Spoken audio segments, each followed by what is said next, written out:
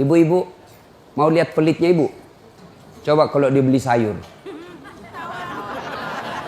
Hobi memang dia nawar. Kalau dia ke pasar, beda 1000, dia kelilingi tuh pasar. Beda 1000 tuh dia kelilingi. Bu, halo ibu. Bu, kalau ibu belanja di Trans Studio, Trans Mall, atau Alfamidi, Alfamart, tawar apa tidak? Tawar apa tidak? Coba kau tawar dibilang ke orang gila. Lalu pedagang kasihan yang sesama kita pribumi datang naik sepeda motor, kadang kala sepeda, dia datang, dia sudah panggil kita, ya Bu Haji, Bu Haji makin cantik aja, masih nawar. Apa namanya kalau bukan pelit? Sudah enaknya itu, berapa Mas? 10.000 Bu Haji, 11.000 ya. Mantap. Kalau kan ibu-ibu yang suka nawar, kalau bapak-bapak kan tidak suka nawar ya. Ibu-ibu tuh suka betul nawar. Bu, ibu mau tidak suaminya diambil orang? Mau? Silakan pelit. Orang pelit itu tidak ada yang suka. Bahkan orang pelit sekalipun tidak suka sama orang pelit.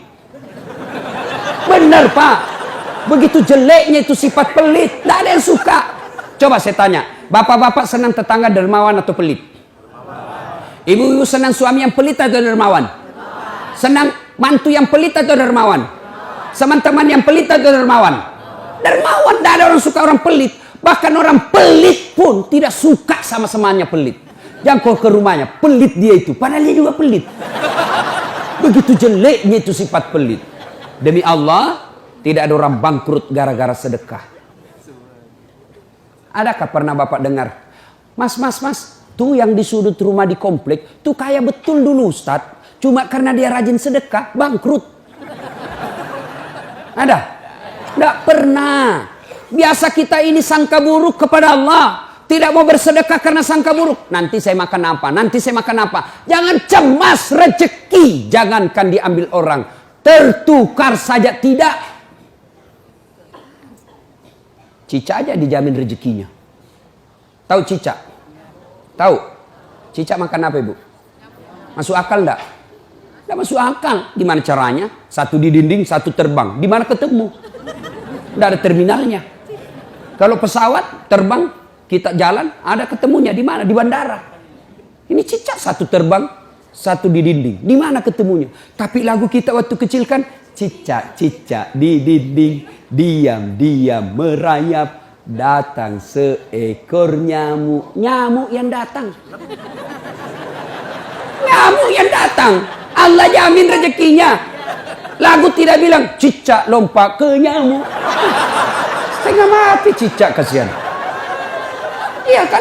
Itu cicak, tidak sarjana, tidak punya kursus, tidak ada kaki, tidak ada otaknya, tidak cerdas, bisa hidup. Apalagi ibu, jangan pelit. Sedekah, Allah sudah jamin rezekimu. Bu, ada suaminya mulai selingkuh? Ada? Tidak usah curhat sama tetangga, apalagi curhat di Facebook. Tak kusangka kau begitu. Pret, beleng-beleng. Rahasia keluargamu kau ungkap di Facebook. Begitu mulai, bu, ciri-ciri laki-laki yang sudah mulai lain-lainnya.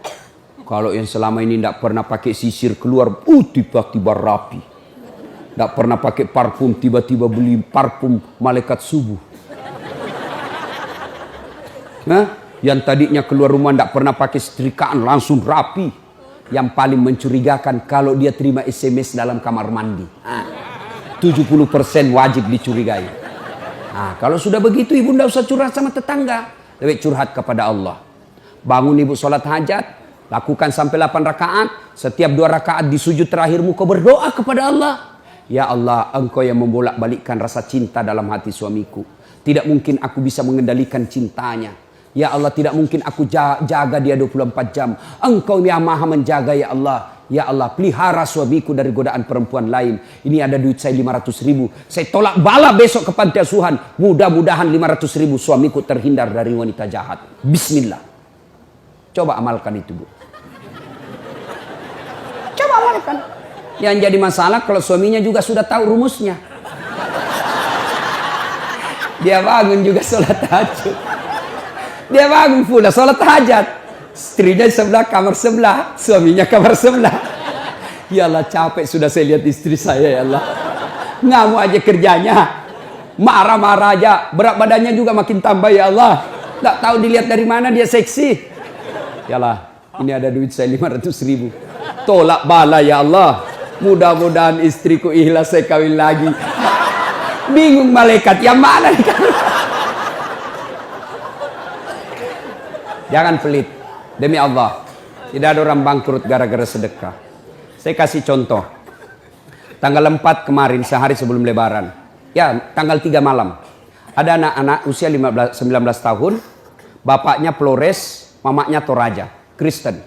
Karena sering dengar ceramah saya di YouTube, akhirnya dia memutuskan diri masuk Islam. Desember kemarin. 19 tahun. Tanggal 3 malam, dia DM ke saya di Instagram. Ustadz, saya ini dicerita cara mualafnya. Kemudian besok sudah mau lebaran, saya belum punya baju baru Ustadz. Saya lihat Ustadz ini bagus-bagus bajunya. Di mana belinya Ustadz? Saya bilang sebenarnya baju saya tidak dibeli, bikin sendiri. Tapi yang lebih sebenarnya lagi, bukan baju yang bagus, saya yang gagal. Ya, sudahlah. Saya butuh baju lebaran. Saya bilang, kau datanglah ke rumah saya.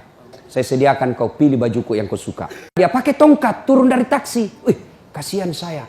Kenapa kakimu, Dek? Ternyata diamputasi kakinya. Dia singgah sholat asar ditabrak mobil.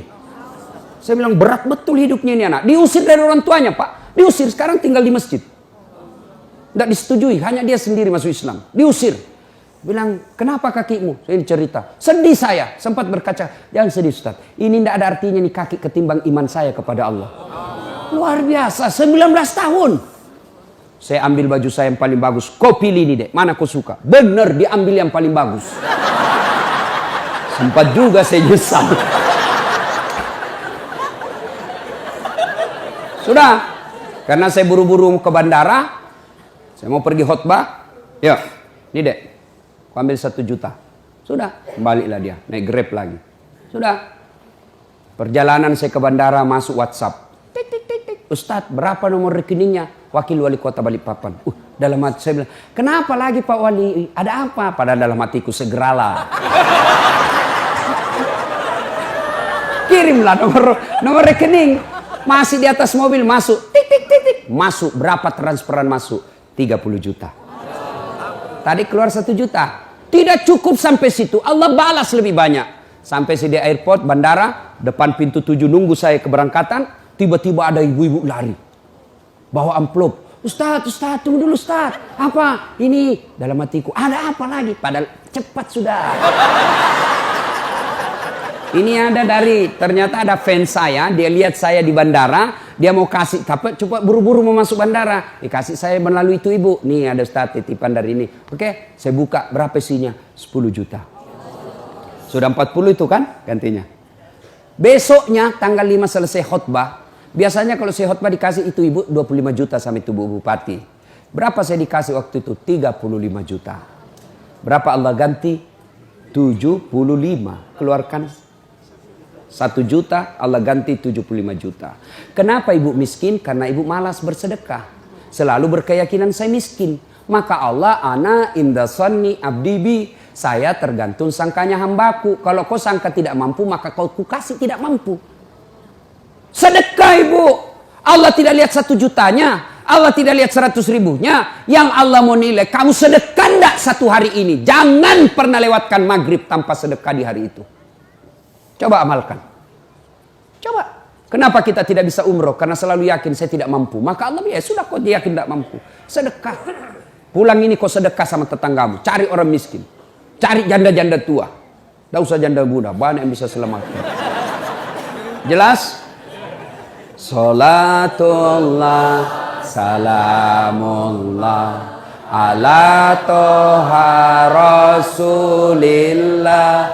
Salatullah salamullah ala yasin habibillah. Nah sudah banyak sebenarnya penyakit hati tapi waktu yang terbatas. Saya cuma bilang waktu yang terbatas. Saya ada acara di Bandung Ibu jam 10. Saya ini orang kampung. Saya tidak tahu Bogor ke Bandung jauh. Saya pikirnya 1 jam. Inilah kalau kita pakai pulsa lokal. Saya orang kampung, tidak tahu saya. Oh ternyata jauh. Nah, saya harus segera selesaikan. Insya Allah kalau panitia ngundang saya lagi ke sini, saya datang lagi. Insya Allah ya. Nah, ini penyakit hati. Sekarang gimana cara mengobatinya? Ala bizikrillahi tatma'innul qulub.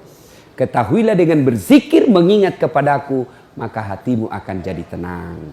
Jadi kalau kita punya penyakit hati, maka datang di majelis zikir Al-Ihya ini. Ini salah satu caranya. Memang ibu tidak dapat voucher. Memang ibu tidak dapat undian. Tapi apa yang ibu dapat? Ilmu. Tapi ilmu tidaklah terlalu menolong ketika ilmu itu tidak diamalkan. Amalkan yang Bapak Ibu tahu, maka Allah akan berikan ketenteraman jiwa, ketenangan hati. Kalau hati sudah tenang, itulah kekayaan kita yang paling baik. Ibu Bapak, inilah tausiah kita, mudah-mudahan ada manfaat.